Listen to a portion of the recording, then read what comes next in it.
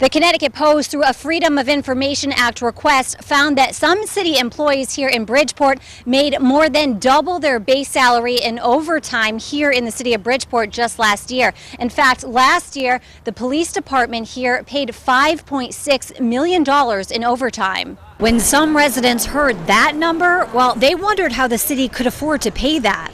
I think it's way too much money, and you gotta cut down on the spending, you know? They don't do nothing, and when we ask them for help, they're not there unless there's a shooting. We talked to the chief of police, the second highest paid in the city last year, only behind the former superintendent of schools, about why all this overtime was used. Overtime is a part of what we do in order to provide public safety on a 24-hour-a-day, 7-day-a-week basis.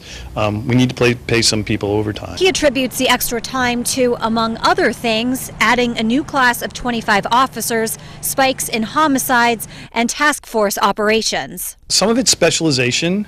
Some of it is definitely, one person trying to do the job of maybe 2 or 3 people. So in some cases, it's actually easier to pay a little bit overtime instead of hiring another person. Some say if it means improving public safety, they're okay with the added cost. If it were